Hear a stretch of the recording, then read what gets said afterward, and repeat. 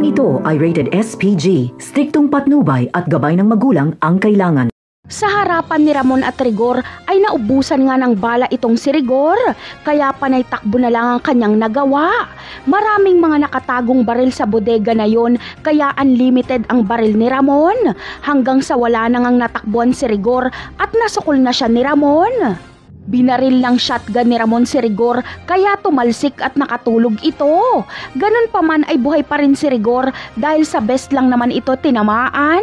Tatapusin na sana siya ni Ramon, ngunit dumating si David.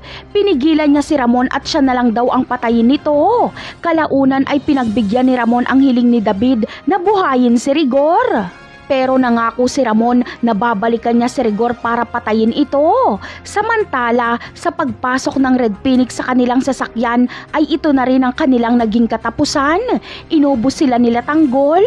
Agad namang nagtawanan sila Espinas dahil natapos agad nila Tanggol ang mga Red Phoenix.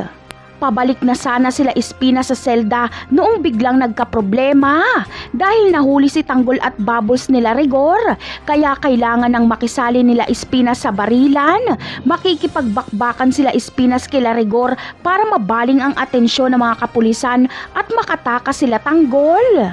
Agad namang sisibat sila Espinas kapag makasibat na sila Tanggol at Bubbles.